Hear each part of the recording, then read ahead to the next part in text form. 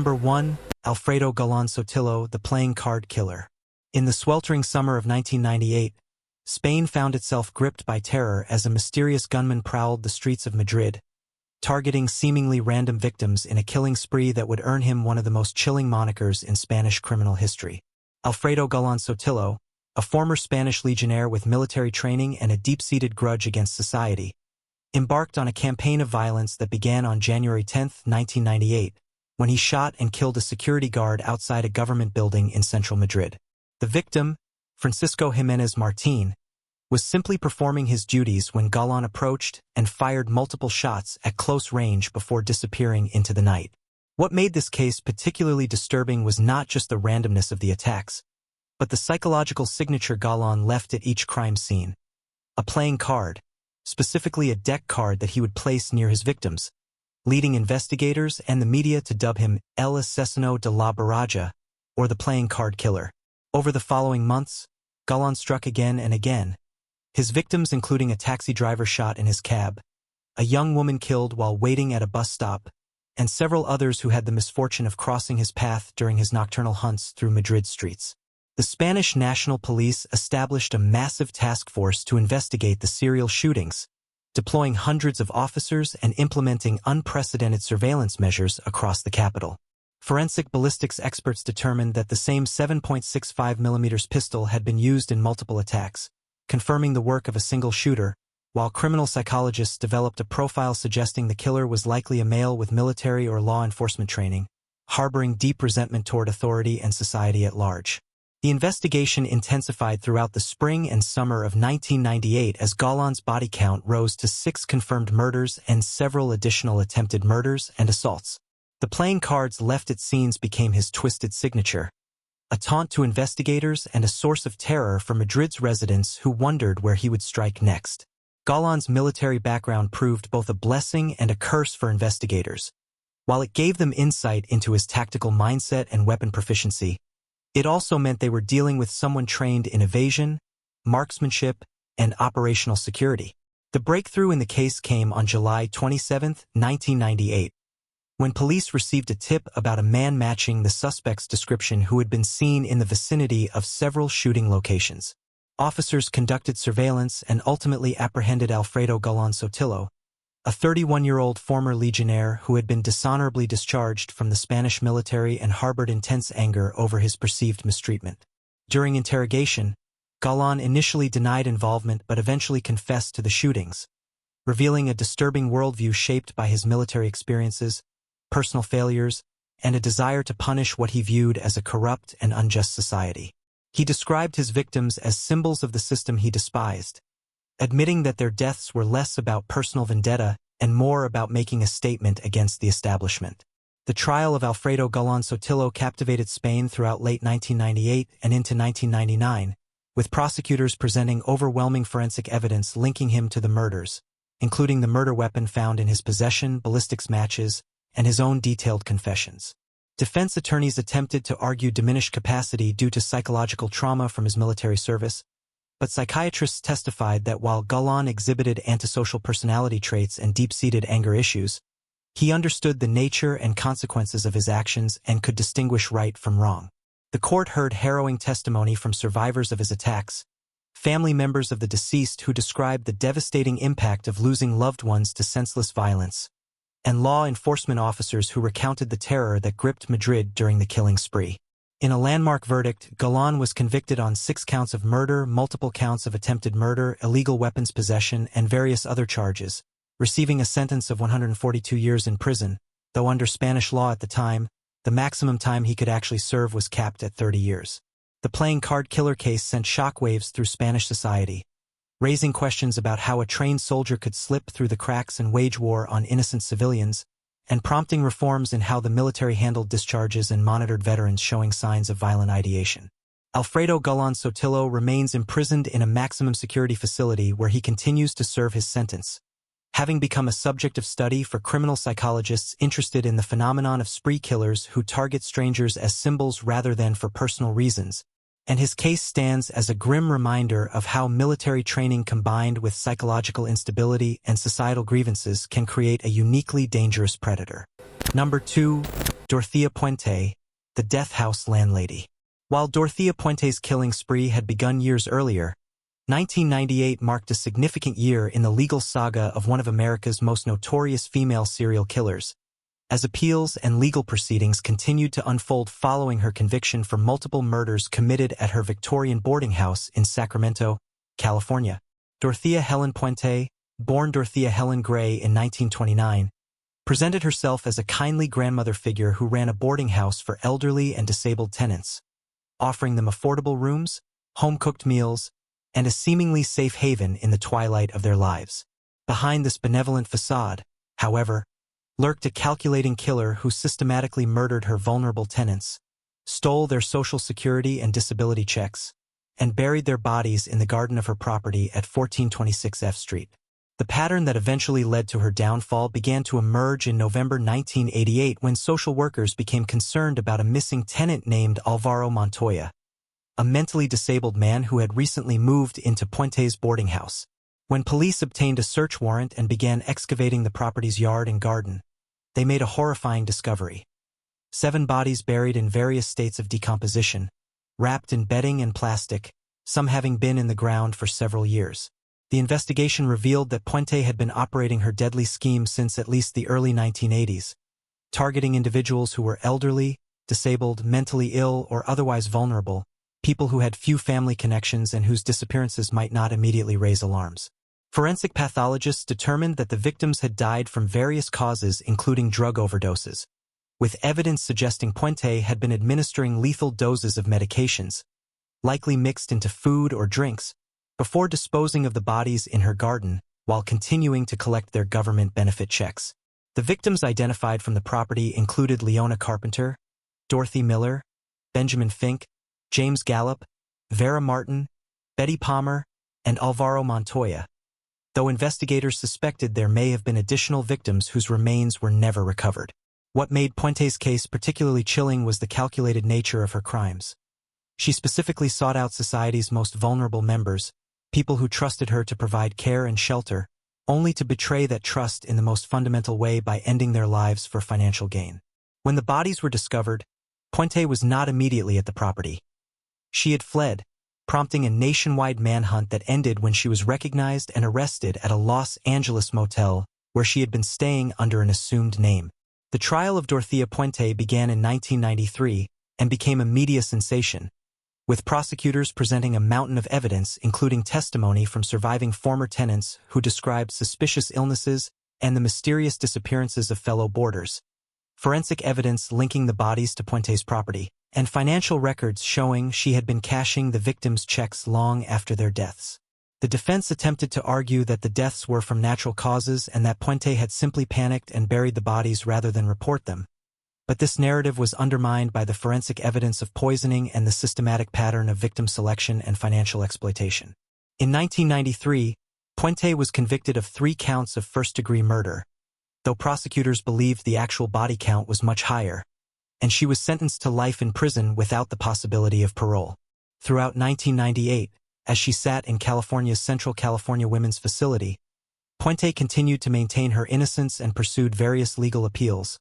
granting occasional interviews in which she presented herself as a misunderstood woman who had been railroaded by overzealous prosecutors. The case of the death house landlady exposed systemic failures in how vulnerable populations are protected, particularly elderly and disabled individuals who rely on boarding houses and similar arrangements, and it raised disturbing questions about how Puente was able to operate for so long despite previous criminal convictions for forgery and her known history of exploiting vulnerable people. Investigators who worked the case described entering Puente's immaculately maintained Victorian home,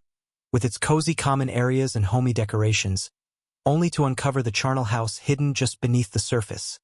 a stark juxtaposition that made the crimes all the more disturbing. Dorothea Puente died in prison in 2011 at the age of 82,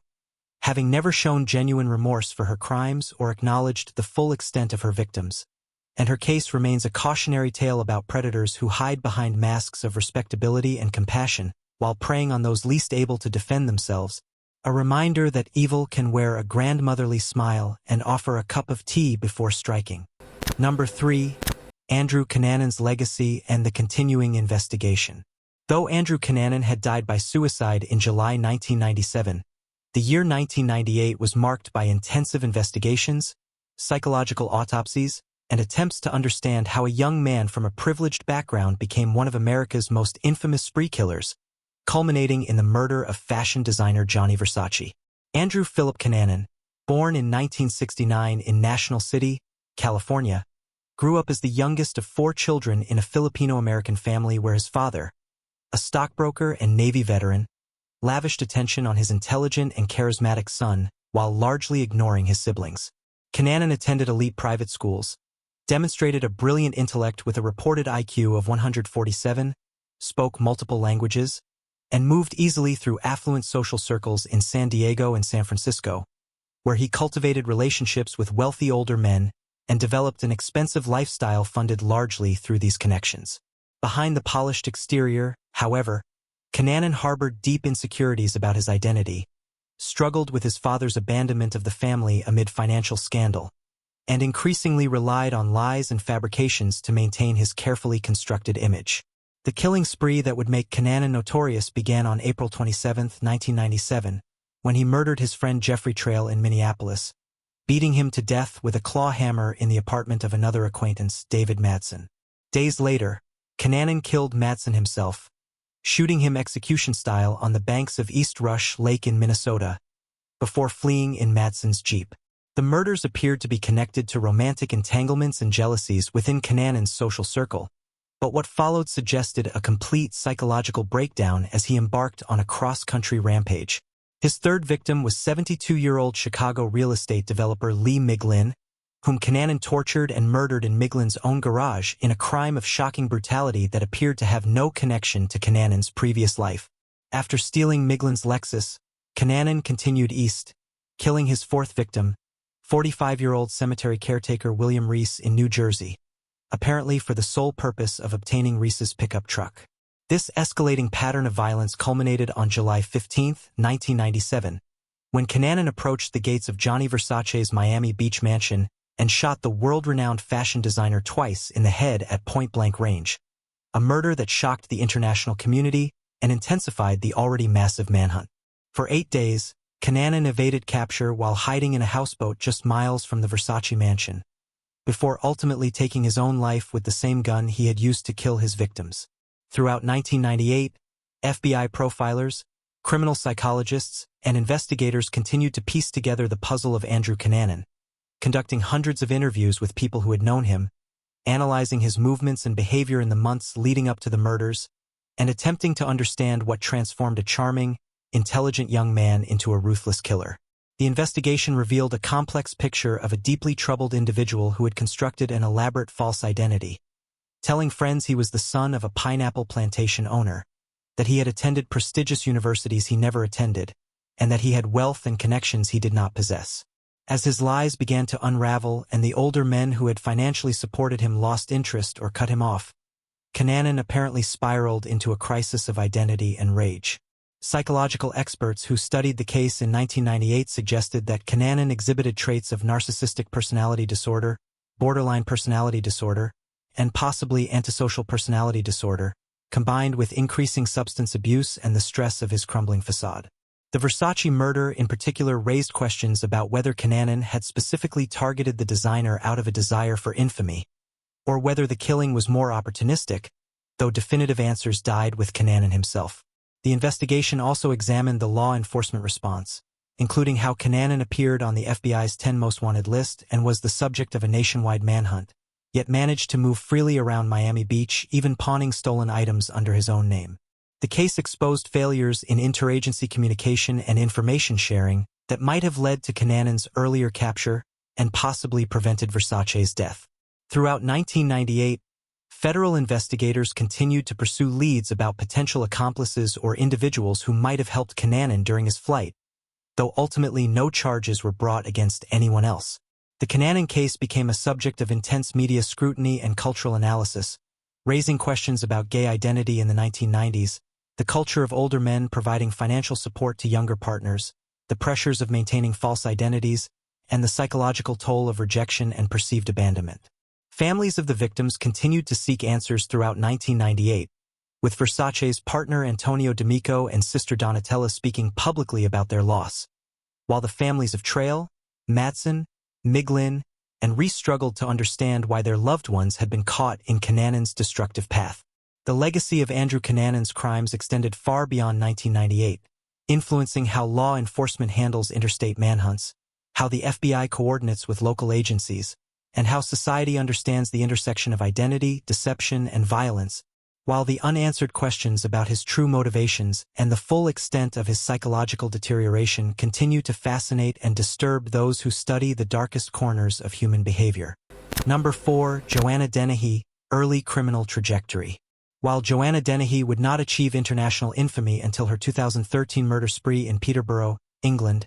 the year 1998 was significant in her life trajectory as a 16-year-old girl whose early behavioral problems, family conflicts, and emerging antisocial patterns were beginning to manifest in ways that, in retrospect, foreshadowed the horrific violence to come. Born in 1982 in St. Albans, Hertfordshire, Joanna Christine Dennehy grew up in what appeared to be a stable, middle-class family, the eldest daughter of parents who provided material comfort and educational opportunities. However, beneath the surface of suburban normalcy, young Joanna exhibited concerning behaviors including cruelty to animals, an inability to form genuine emotional connections, and a fascination with violence and domination that troubled teachers and family members. By 1998, at age 16, Dennehy had already begun the pattern of running away from home, engaging in increasingly risky behaviors, and demonstrating a complete lack of empathy that would later be recognized as hallmarks of psychopathy. She had left school, rejecting the conventional path her parents had hoped for her,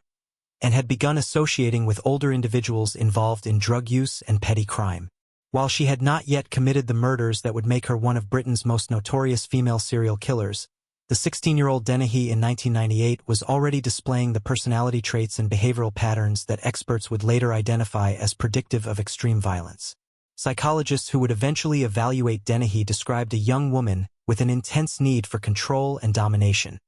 a complete absence of remorse or guilt, superficial charm that masked profound emotional emptiness, and an increasing addiction to the feeling of power over others. During 1998, Dennehy's relationship with her family deteriorated further as she rejected their attempts at intervention and guidance, instead gravitating toward individuals who enabled her worst impulses and provided access to the drugs and chaotic lifestyle she increasingly craved. She had already begun to exhibit the manipulative behaviors that would later allow her to control and influence others, particularly men, using a combination of sexuality, psychological manipulation, and intimidation to get what she wanted. The year also marked her deepening involvement with a man significantly older than herself, a pattern of seeking out relationships with individuals she could dominate or who would facilitate her antisocial desires. While most teenagers engaged in typical adolescent rebellion, Dennehy's actions in 1998 went far beyond normal boundary testing, instead revealing a fundamental absence of the moral development and empathetic capacity that characterizes healthy psychological maturation. School reports and social service records from this period,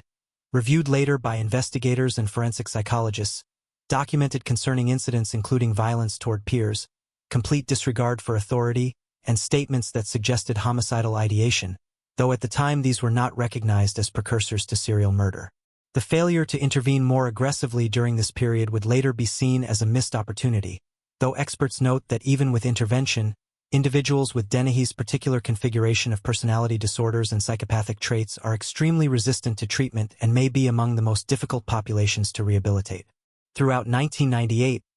Dennehy continued her descent into a lifestyle characterized by drug abuse, unstable relationships, and increasingly antisocial behavior, laying the groundwork for the person she would become over the following 15 years. By the time she committed her first murder in 2013, stabbing her landlord and housemate Kevin Lee and going on to kill 2 more men while attempting to kill 2 others in random attacks, Dennehy had fully developed into what forensic psychiatrists would describe as a sadistic psychopath who derived pleasure from inflicting pain and death. The investigation into her background revealed that the warning signs had been present for years, including during 1998, when she was still a teenager whose trajectory might theoretically have been altered with proper intervention. The case raised disturbing questions about how society identifies and responds to young people exhibiting early signs of psychopathy, particularly females who are statistically less likely to become violent offenders and may therefore receive less scrutiny when displaying concerning behaviors. Experts who studied Dennehy's case noted that while most troubled teenagers do not become serial killers, certain combinations of genetic predisposition, personality disorder, and environmental factors can create individuals who pose extreme danger to society, and that 1998 represented a critical period in Dennehy's development when these factors were coalescing. The year also highlighted the limitations of the mental health and social services systems in identifying and managing high-risk youth, particularly those who actively resist intervention and come from families without obvious dysfunction. Joanna Dennehy was eventually convicted in 2014 of 3 murders and 2 attempted murders, becoming only the 3rd woman in British history to receive a whole life sentence, meaning she will never be released from prison. Her case has become a subject of intense study among forensic psychologists and criminologists interested in understanding female serial killers, psychopathy in women, and the developmental pathways that lead from troubled adolescence to extreme violence. Looking back at 1998, when Dennehy was just 16 and her killing days were still 15 years away, the year stands as a stark reminder that serial killers are not created overnight, but rather develop over time through a complex interplay of biological, psychological, and social factors, and that the seeds of monstrous acts are often visible years before they bear their terrible fruit. Number 5. Robert Pickton's continued predation. Throughout 1998, Robert William Pickton, a pig farmer from Port Coquitlam, British Columbia, Canada, continued his horrific reign as one of North America's most prolific serial killers, targeting vulnerable women from Vancouver's downtown east side in crimes that would not be fully uncovered until years later. Pickton, born in 1949, grew up on his family's pig farm in a rural area that would later be engulfed by suburban sprawl, developing into a socially awkward man with poor hygiene and primitive social skills, who nonetheless managed to blend into the background of his community while harboring dark compulsions. By 1998, Pickton had already been killing for years, though the exact start date of his murder spree remains unclear, with some investigators believing his first victims may date back to the early 1990s or even the 1980s. His victims were primarily sex workers, drug addicts, and other marginalized women from Vancouver's impoverished downtown east side. Individuals whose disappearances were initially not treated with the urgency they deserved by law enforcement, a failure that allowed Pickton to continue killing with impunity. The year 1998 saw several women who would later be confirmed as Pickton's victims disappear from the streets of Vancouver, including Cara Ellis, Andrea Borhaven, and others whose families reported them missing but received little investigative follow-up. Pickton's method of operation involved luring women to his farm with promises of money or drugs, where he would attack them in a converted trailer and other buildings on the sprawling property, murdering them and then disposing of their bodies using the farm's industrial meat processing equipment and feeding remains to his pigs, a grotesque method that destroyed much of the forensic evidence and made victim identification incredibly difficult. Throughout 1998, advocacy groups and family members of missing women were desperately trying to draw attention to the alarming number of disappearances from the downtown east side, with dozens of women having vanished under similar circumstances, but their concerns were largely dismissed or deprioritized by authorities who viewed the victims as transient and high-risk individuals whose disappearances might be attributed to the dangerous lifestyle rather than foul play. This systemic failure to protect and advocate for vulnerable women would later become a major focus of inquiry and criticism when the full scope of Pickton's crimes was revealed. The pig farm itself, located at 953 Dominion Avenue, became a nightmarish crime scene that combined rural isolation with easy access to Vancouver's urban core, allowing Pickton to transport victims to the property without raising suspicion from neighbors who were accustomed to seeing various vehicles and visitors at what they believed was simply a working farm. During 1998, Pickton continued to live a double life, operating his farm, socializing at local bars and clubs, and even hosting large parties on his property that attracted hundreds of attendees from the motorcycle and party scene, all while women were disappearing into the property, never to be seen again. Investigators would later determine that Pickton had assistance from at least one other individual, possibly his brother David Pickton, though David was never charged with murder, and the full extent of any conspiracy remains unclear. The investigation that would eventually bring Pickton to justice was still years away in 1998, though some detectives and advocates were beginning to connect the dots between the missing women cases and suspect that a serial killer might be operating in the Vancouver area. The year represented a tragic continuation of a pattern that had been established years earlier,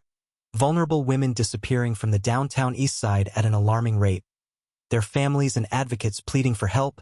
and law enforcement failing to mount an adequate response due to prejudice, resource constraints, and a fundamental devaluation of the victims' lives. Forensic evidence that would later be recovered from Pickton's property included DNA from at least 33 women, though Pickton was ultimately charged with 27 counts of first-degree murder and convicted of 6, with the remaining charges stayed. The women who disappeared during 1998 and whose remains or DNA were later found at the farm included individuals with families who loved them,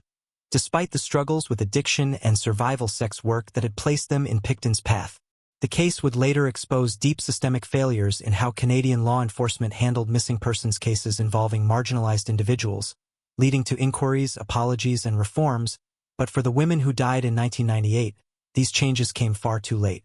Robert Pickton's arrest would not come until February 2002, when police finally obtained a warrant to search his property, initially on weapons charges, leading to the discovery of evidence linking him to the missing women. The subsequent investigation and excavation of the farm property became one of the largest and most expensive criminal investigations in Canadian history, with forensic teams sifting through tons of soil and debris to recover any trace evidence of the victims. At trial, which began in 2006, prosecutors presented DNA evidence, personal belongings of victims found on the property, and testimony from witnesses who described Pickton's suspicious activities, though the defense attempted to argue that Pickton had not acted alone and that others might have committed the murders. In December 2007, Pickton was convicted of 6 counts of second-degree murder, a verdict that disappointed many who had expected first-degree convictions, and he was sentenced to life in prison with no possibility of parole for 25 years, the maximum sentence available. Throughout his imprisonment, Pickton has been the target of several attacks by other inmates, including a severe beating in 2007 that left him near death, reflecting the particular contempt that even the prison population has for his crimes. The year 1998 stands as a dark chapter in the Pickton timeline, a year when he was at the height of his killing,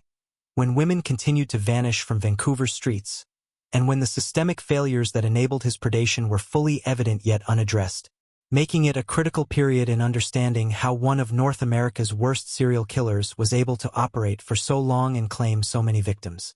Number 6. Anatoly Onoprienko, the Terminator. In 1998, the world learned more about one of Ukraine's most brutal serial killers,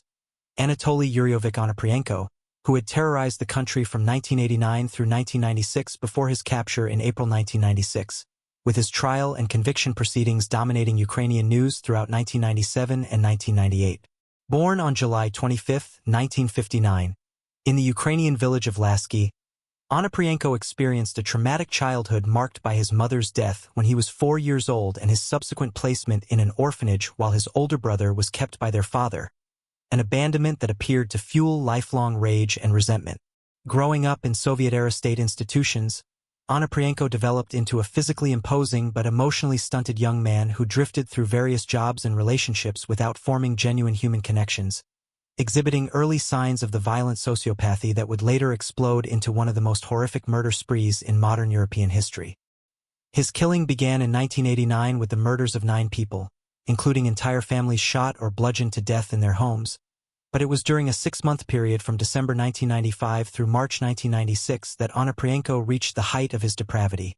systematically massacring 43 people in a series of home invasions across rural Ukraine that earned him the nickname, the Terminator and the Beast of Ukraine. Onoprienko's method was coldly efficient and utterly ruthless.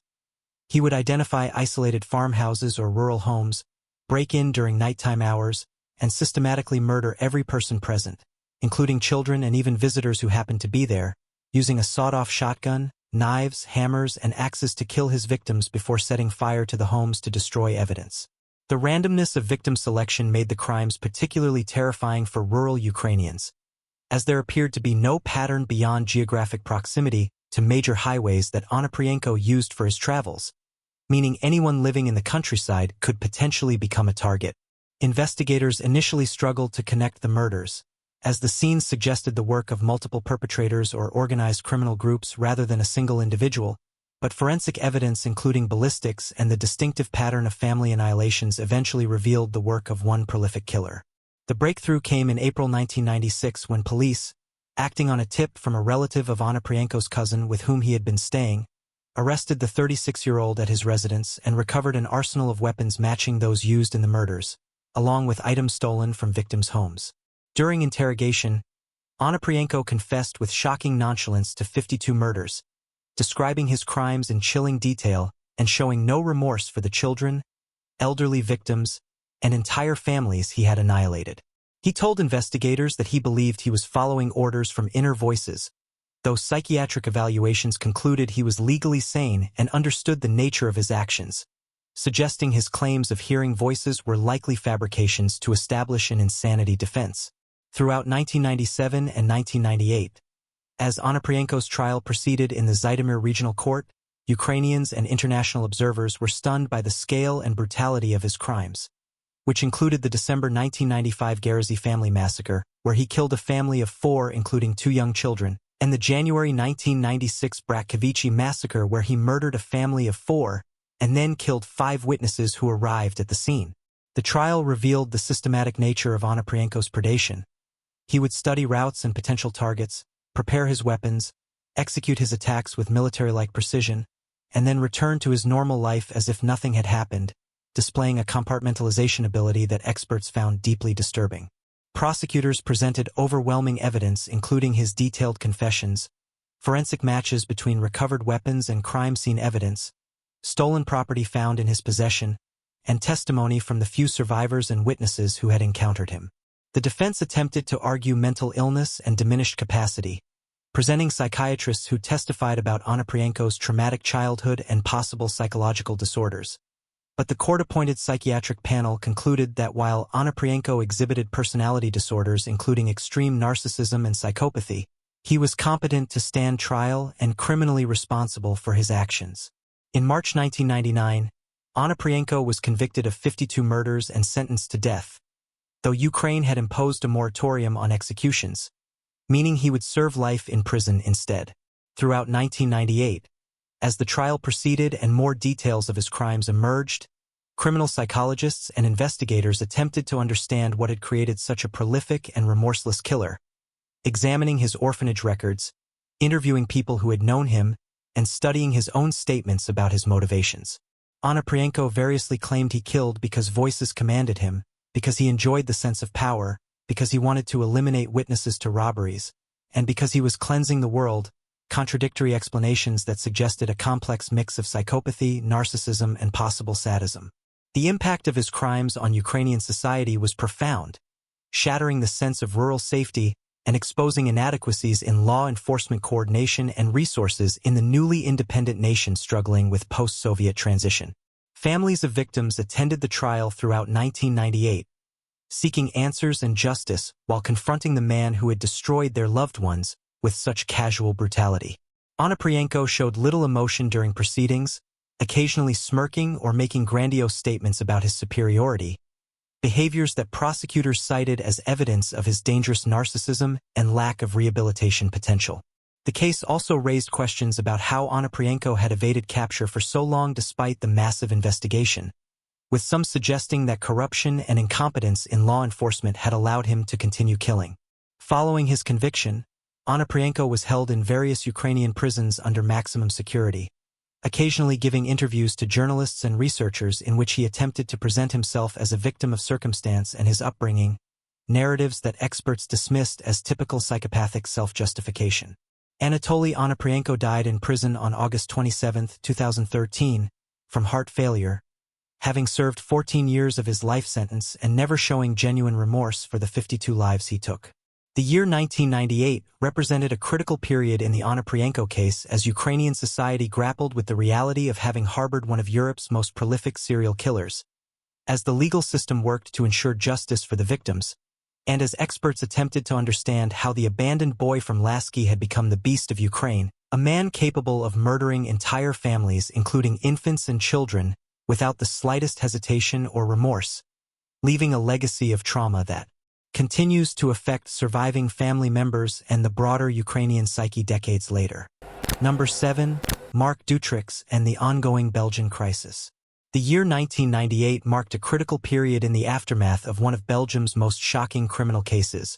as Marc Dutroux, the pedophile and serial killer whose crimes had triggered a national crisis of confidence in Belgian institutions, remained in custody while investigations continued to uncover the full scope of his crimes and the systemic failures that had enabled them. Marc-Paul Alain Dutroux, born November 6, 1956, in Ixelles, Belgium, had a criminal history dating back to the 1980s, including a 1989 conviction for the kidnapping and rape of 5 young girls, for which he received a 13-year sentence but was released after serving only 3 years, a lenient parole decision that would later be seen as a catastrophic failure of the justice system. Following his release in 1992, Dutroux resumed his predatory activities, kidnapping, imprisoning, sexually abusing, and murdering multiple young girls in a case that would become Belgium's most notorious criminal investigation. The crimes that brought Dutroux to final justice began in June 1995 when he kidnapped 8-year-old Julie Lejeune and Melissa Russo, holding them prisoner in a custom-built dungeon in the basement of his house in Marcinelle. Over the following 14 months, Dutroux kidnapped additional victims including Marcel and Yves Lambrechts in August 1995, and Sabine Dardenne and Laetitia Delhaize in 1996, creating a nightmare of captivity and abuse that shocked the world when it was finally uncovered. The breakthrough came in August 1996 when witnesses reported seeing Laetitia Delhaize being forced into a van, leading police to Dutroux, who confessed and led investigators to his house where they found Sabine Dardenne and Laetitia Delhaize alive in the basement dungeon, but tragically also discovered the bodies of Julie Lejeune, Melissa Russo, and Marcel, and Yves Lambrechts, who had been murdered. The investigation revealed that Julie and Melissa had actually starved to death in their cell while Dutroux was in prison for 4 months on an unrelated car theft charge, a fact that enraged Belgians who realized the girls might have been saved if police had properly investigated earlier suspicions about Dutroux. Throughout 1998, investigations continued into the network of accomplices who had assisted Dutroux, including his wife Michelle Martin, who was charged with complicity in the kidnappings and murders, Michel Lelivre, who helped with kidnappings, and Michel Nihoul, who was suspected of involvement in trafficking and abuse. The case exposed catastrophic failures in Belgian law enforcement and the justice system, including the revelation that police had actually searched Dutroux's house in 1995, while the girls were imprisoned in the basement but failed to discover them, that multiple tips and suspicious activities had been reported but not properly investigated, and that evidence of high-level corruption and possible protection of Dutroux by influential individuals suggested a cover-up. These revelations triggered the White March in October 1996, when an estimated 300,000 Belgians took to the streets of Brussels in the largest demonstration in Belgian history, demanding reforms to the justice system and accountability for the failures that had enabled Dutroux's crimes. By 1998, the investigation had expanded into broader questions about organized pedophile networks in Belgium and Europe, with some investigators and victims' families believing Dutroux was part of a larger ring that included powerful individuals who had been protected, though concrete evidence of such a network remained elusive and controversial. The case also revealed disturbing details about how Dutroux had constructed his dungeon, purchasing and modifying properties specifically for the purpose of imprisoning victims, and how he had financed his activities through petty crime, welfare fraud, and drug dealing. Testimony from survivors Sabine Dardenne and Laetitia Delhaize, who were 12 and 14 respectively when rescued, provided harrowing accounts of their captivity and abuse, though their young age and trauma meant investigations had to proceed carefully to avoid re-traumatizing them. Throughout 1998,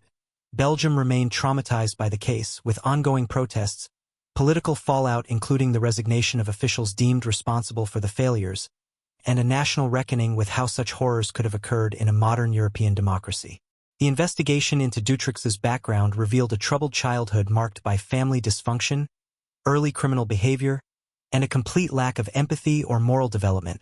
though experts noted these factors, while common in criminals, did not excuse the calculated depravity of his crimes. Criminal psychologists who evaluated Dutroux characterized him as an extreme narcissist and psychopath who viewed his victims as objects for his gratification and had no capacity for remorse or rehabilitation,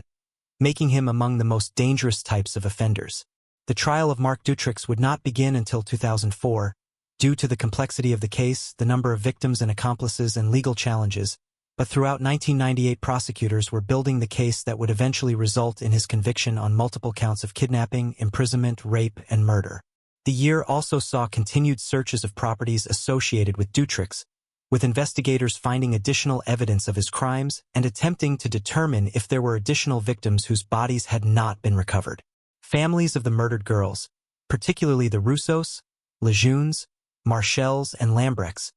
became advocates for justice reform and victims' rights, channeling their grief into efforts to prevent future tragedies. The Belgian government established commissions to investigate the failures in the Dutroux case, producing reports that documented systemic incompetence, poor interagency communication, and possible corruption, leading to major reforms in how Belgium handles missing children cases and sex offender management. In 2004, Dutroux was convicted of all charges and sentenced to life in prison with no possibility of parole,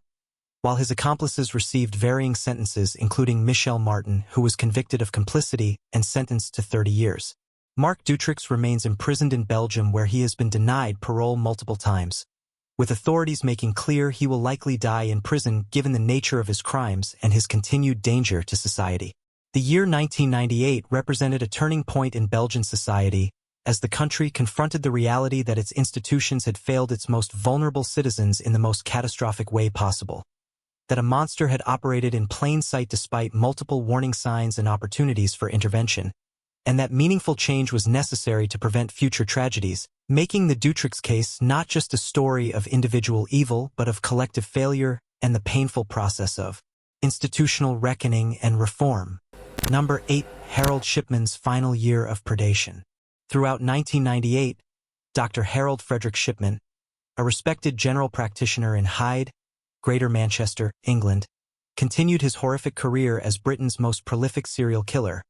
murdering elderly patients with lethal injections of gemorphine while maintaining his facade as a caring, trustworthy physician, in what would be his final full year of killing before suspicions finally led to his arrest in September 1998. Born January 14, 1946, in Nottingham, Shipman grew up in a working-class family and was deeply affected by his mother's death from lung cancer when he was 17, an event some psychologists later theorized may have influenced his method of killing, as he administered fatal overdoses that mimicked peaceful deaths from natural causes. Shipman excelled academically, qualified as a doctor in 1970, and initially appeared to be a dedicated medical professional, though a 1975 conviction for forging prescriptions to obtain pethidine for his own addiction should have been a warning sign that was ultimately overlooked when he was allowed to continue practicing after a brief suspension. By the time he established his practice in Hyde in 1977, Shipman had likely already begun killing patients, though the exact start of his murder spree remains unclear, with estimates suggesting he may have killed as many as 250 people over a 25-year career, making him potentially the most prolific serial killer in modern history. His victims were predominantly elderly women, though he also killed men and some middle-aged patients, typically visiting them at home on house calls where he would administer lethal doses of gemorphine, then falsify medical records to indicate the patient had been in poor health and that death was expected from natural causes. The murders in 1998 continued this pattern, with Shipman killing multiple patients throughout the year while maintaining his busy medical practice, serving on local medical committees, and presenting himself as a pillar of the Hyde community. What made Shipman's crimes particularly insidious was the violation of the sacred trust between doctor and patient. His victims welcomed him into their homes, trusted him implicitly with their health and lives, and died without ever suspecting that their trusted physician was actually a murderer. The case that would finally expose Shipman began in March 1998 when he killed Kathleen Grundy, a healthy, active 81-year-old former mayoress of Hyde who was found dead hours after Shipman had visited her home, with Shipman signing the death certificate and attributing her death to old age despite her excellent health and lack of terminal illness. What made this murder different was that shortly after Grundy's death, a poorly forged will surfaced leaving her entire estate, valued at nearly £400,000, to Shipman, immediately raising suspicions from her daughter Angela Woodruff, who was herself a solicitor and recognized the will as an obvious forgery. Woodruff contacted police and demanded an investigation, leading to the exhumation of Kathleen Grundy's body and the discovery of fatal levels of gemorphine in her system, a finding that prompted investigators to examine other recent deaths among Shipman's patients. Throughout the summer and fall of 1998, police working with forensic pathologists exhumed additional bodies and found a pattern of gemorphine poisoning combined with falsified medical records and forged cremation certificates, while analysis of Shipman's computer records revealed he had altered patient files after their deaths to create false medical histories justifying the deaths. On September 7, 1998, Shipman was arrested and charged with murder, initially for 15 cases, but with investigators suspecting the true toll was far higher. The investigation that followed was one of the largest and most complex in British criminal history, requiring the exhumation of numerous bodies, analysis of thousands of medical records, and interviews with hundreds of families whose elderly relatives had died under Shipman's care. Forensic evidence proved devastating to Shipman's defense. The gemorphine levels in victims' bodies, the computer timestamp evidence showing he had altered records after deaths, the pattern of deaths occurring shortly after Shipman visits, and the forged will all pointed conclusively to murder. At trial in 1999, prosecutors presented evidence of 15 murders, though the actual body count was certainly higher, with victims including Kathleen Grundy, Winifred Meller, Joan Melia, Ivy Lomas, Muriel Grimshaw, and others who had been healthy before Shipman's fatal house calls. The prosecution's case was strengthened by testimony from forensic experts, computer analysts who demonstrated the backdating of medical records, and handwriting experts who confirmed Shipman had forged documents. Throughout the trial, Shipman maintained his innocence, claiming he was a victim of coincidence and that his patients had died from natural causes. But the jury found his protestations unconvincing given the overwhelming forensic evidence. In January 2000, Shipman was convicted of 15 counts of murder and 1 count of forgery, receiving 15 life sentences with a judicial recommendation that he never be released, a recommendation later confirmed by the Home Secretary. Following his conviction, the Shipman Inquiry was established to examine the full extent of his crimes, ultimately concluding he was responsible for at least 215 murders and possibly as many as 260, making him by far Britain's most prolific serial killer. The inquiry also examined how Shipman had evaded detection for so long despite multiple warning signs, including the unusually high death rate among his patients, his insistence on being present when patients died, and his eagerness to sign death certificates without calling for postmortems. The findings revealed systemic failures in medical oversight, cremation procedures, and death certification processes that allowed Shipman to kill with impunity for decades. The impact on the Hyde community was devastating, with hundreds of families forced to confront the possibility that their loved ones had been murdered by the doctor they had trusted, and many bodies exhumed for testing, reopening wounds and denying families closure. Investigators determined that Shipman's motives were complex, likely involving a combination of playing God with his patients' lives, enjoying the power of determining who lived and died, and possibly deriving pleasure from the grief of families, though he never confessed or explained his actions. On January 13, 2004, the day before his 58th birthday, Harold Shipman hanged himself in his cell at Wakefield Prison, taking to his grave the full truth about his crimes and depriving victims' families of answers they desperately sought. The year 1998 represented the culmination of Shipman's killing career, a year when he murdered multiple patients including Kathleen Grundy, whose death would finally expose his crimes, a year when he appeared at the height of his professional respectability while secretly being one of history's most prolific murderers, and a year that would ultimately lead to his downfall, arrest, and the revelation of crimes that shocked Britain and led to fundamental reforms in medical oversight and death certification procedures designed to prevent any doctor from ever again being able to murder patients on such a massive scale. Number 9. Serhiy Tkach and the ongoing nightmare. In 1998, Serhiy Tkach, a Ukrainian serial killer who would eventually be linked to at least 37 murders of women and children, was continuing his predatory rampage while another man sat wrongly convicted for some of his earlier crimes, creating a nightmare scenario that highlighted catastrophic failures in the Soviet and post-Soviet Ukrainian criminal justice system. Born in 1952 in Ukraine, Tkach led an outwardly conventional life as a married man and father who worked various jobs including as a police officer, using his knowledge of law enforcement procedures to evade detection while engaging in a murder spree that targeted vulnerable victims including women and teenage girls. Tkach's killing pattern involved approaching victims in public spaces, luring or forcing them to secluded locations, sexually assaulting them, and then strangling them to death, disposing of bodies in forests, fields, or abandoned buildings where they would sometimes remain undiscovered for days or weeks. What made the Tkach case particularly horrific was that Ukrainian police, desperate to solve the mounting cases of murdered women and children, had arrested and convicted innocent men for crimes Tkach had committed, with at least 9 individuals wrongly imprisoned and one, Yuri Mozola, dying in prison after torture-induced confessions extracted by authorities determined to show they were solving cases regardless of actual guilt. Throughout 1998, while Mozola suffered in prison for murders he did not commit,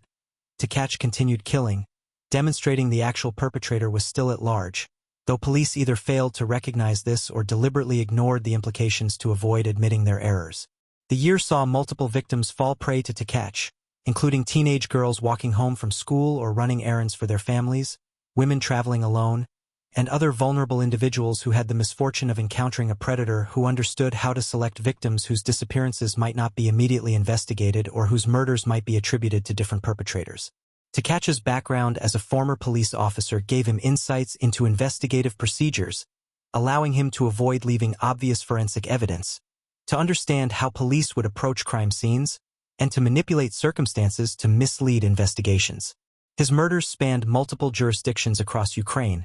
making it difficult for regional police departments to recognize they were dealing with a serial killer rather than isolated incidents, particularly in the chaos and resource constraints of post-Soviet Ukraine, where law enforcement was struggling with corruption, underfunding, and institutional disarray. The psychological profile that would eventually be developed showed Tkach as a sexually motivated serial killer who derived gratification from the rape and murder of his victims, exhibiting classic characteristics of a lust killer combined with antisocial personality disorder and psychopathy. Throughout 1998, families of missing women and girls lived in agonizing uncertainty, not knowing if their loved ones were victims of Tkach or other predators, while police continued to mishandle investigations and allow the actual killer to remain free. The case was further complicated by the fact that Ukraine in the 1990s was experiencing a wave of violent crime and social disruption following the collapse of the Soviet Union, making it easier for serial predators like Tkach to operate in the confusion. Tkach's eventual capture would not come until late 2005, when DNA evidence finally linked him to multiple murders and he confessed to investigators, revealing the scope of his crimes and exposing the wrongful convictions of innocent men. During interrogation, Tkach showed little remorse, describing his murders in clinical detail and explaining how he had selected victims and evaded detection for so long. The investigation into Tkach's background revealed a man who had engaged in criminal behavior from a young age, including sexual offenses, but who had managed to avoid serious consequences and even gain employment as a police officer, suggesting systemic failures in background checks and monitoring. At trial, prosecutors presented DNA evidence linking Tkach to murder scenes, testimony from survivors of attempted attacks, and Tkach's own detailed confessions describing 37 murders committed between 1984 and 2005. The defense attempted to argue that Tkach's confessions were coerced or unreliable, but the physical evidence was overwhelming, particularly as advances in DNA technology had made it possible to definitively link him to crime scenes from years earlier. In 2008, Tkach was convicted of 29 murders, with additional cases unable to be prosecuted due to statute of limitations or insufficient evidence, and sentenced to life imprisonment. The wrongful convictions in the Tkach case became a major scandal in Ukraine, exposing the use of torture to extract false confessions, the pressure on police to solve cases regardless of actual guilt, and the catastrophic consequences when criminal justice systems prioritize conviction rates over truth. Yuri Mozola, who died in prison for Tkach's crimes, was posthumously exonerated, as were other wrongly convicted individuals, though no compensation could restore the years stolen from their lives or reverse the torture they endured. The case prompted calls for reform in Ukrainian law enforcement and criminal justice procedures, though implementation of meaningful change has been slow and incomplete. For the families of Tkach's victims, many of whom died in 1998 and other years while police were focused on the wrong suspects, the case represented a double tragedy: the loss of their loved ones to a brutal killer, and the knowledge that their deaths might have been prevented if police had properly investigated instead of coercing false confessions from innocent men. Serhiy Tkach remains imprisoned in Ukraine, where he has become a subject of study for criminologists and forensic psychologists interested in serial sexual predators and the psychology of lust killers. The year 1998 stands as a particularly dark period in the Tkach timeline, a year when he was actively killing while police incompetence and corruption allowed him to continue unabated, when innocent men suffered in prison for his crimes, and when the systemic failures of the Ukrainian criminal justice system were on full display, making it a case study in how institutional dysfunction and misconduct can enable serial killers to operate with impunity while the innocent are punished and victims. Families are denied justice. Number 10. The continuing search for the Zodiac Killer. While the Zodiac Killer's confirmed murders occurred between 1968 and 1969, The year 1998 marked 3 decades of investigation, speculation, and obsession with one of America's most infamous unsolved serial killer cases. As law enforcement, amateur sleuths, and the families of victims continued seeking answers about the identity of the cryptic murderer who had terrorized Northern California. The Zodiac Killer first struck on December 20, 1968, when he murdered high school students Betty Lou Jensen and David Faraday on Lake Herman Road in Benicia, California, shooting them in a seemingly random attack that would be the first of a series of confirmed murders and possible additional victims. The killer earned his moniker through a series of taunting letters sent to San Francisco Bay Area newspapers, including cryptograms and ciphers that challenged readers to decode his messages, along with threats to commit further murders and claims of killing far more victims than police had attributed to him. Confirmed Zodiac victims included Darlene Ferrin and Michael Mageau in July 1969 in Vallejo, with Mageau surviving despite being shot multiple times. Cecilia Shepard and Brian Hartnell attacked at Lake Berryessa in September 1969 with Hartnell surviving, and taxi driver Paul Stein murdered in San Francisco in October 1969. The Zodiac's letters to newspapers included details only the killer would know, establishing their authenticity, while the cryptograms he sent became the subject of intense cryptanalysis efforts by both professionals and amateur codebreakers. By 1998, 30 years after the first murders, the case remained frustratingly unsolved despite massive investigative efforts, thousands of tips, and numerous suspects who had been investigated and cleared. The year saw renewed interest in the case as it passed the 30-year milestone, with documentaries, books, and media coverage examining the evidence and exploring various theories about the killer's identity. Investigators who had worked the original case were mostly retired or deceased by 1998, but cold case detectives continued reviewing evidence, hoping that advances in forensic technology might finally provide the breakthrough that had eluded earlier investigators. DNA evidence had revolutionized criminal investigation by 1998, raising hopes that genetic material from the Zodiac letters or crime scenes might identify the killer, though the degraded condition of evidence and contamination issues limited the potential for definitive DNA analysis. Throughout 1998, various suspects continued to be proposed by researchers and amateur investigators, including Arthur Lee Allen, a convicted child molester who died in 1992 and had been the prime suspect for many investigators though never conclusively linked to the crimes, as well as numerous other individuals whose backgrounds, handwriting, or circumstances made them persons of interest. The Zodiac case had become a cultural phenomenon by 1998, inspiring films, books, and countless discussions among true crime enthusiasts who pored over the evidence and developed elaborate theories about the killer's identity, motivations, and fate. The cryptograms remained a source of fascination, with the first cipher having been solved in 1969, revealing a message about killing being the most thrilling experience, while others remained unsolved and subject to various interpretation attempts. Behavioral profilers and criminal psychologists who studied the case characterized the Zodiac as a narcissistic psychopath who derived pleasure not just from killing but from the attention and fear his crimes generated. Someone who enjoyed taunting police and the public, and who demonstrated a level of organization and planning suggesting above-average intelligence. The question of whether the Zodiac had continued killing after the confirmed 1969 murders remained open, with some investigators believing he had died, been imprisoned for other crimes, or simply stopped, while others suggested he might have continued killing but without using the Zodiac identity. Throughout 1998, families of the victims continued to seek closure, with the surviving family members of Betty Lou Jensen, David Faraday, Darlene Ferrin, Cecilia Shepard, and Paul Stein hoping that advances in technology or a deathbed confession might finally identify the person who had murdered their loved ones. The case had also left psychological scars on survivors Brian Hartnell and Michael Mageau, who had lived for 3 decades knowing that the person who had tried to kill them had never been brought to justice. Law enforcement agencies including the San Francisco Police Department, Vallejo Police Department, Napa County Sheriff's Office, and Solano County Sheriff's Office all maintained open files on the Zodiac case, occasionally pursuing new leads but acknowledging the extreme difficulty of solving a case where the trail had gone cold decades earlier. The year 1998 also saw academic interest in the Zodiac case from criminologists studying serial killers, communication patterns of psychopaths, and the phenomenon of killers who successfully evade capture, using the Zodiac as a case study in how certain offenders combine intelligence, luck, and investigative limitations to avoid identification.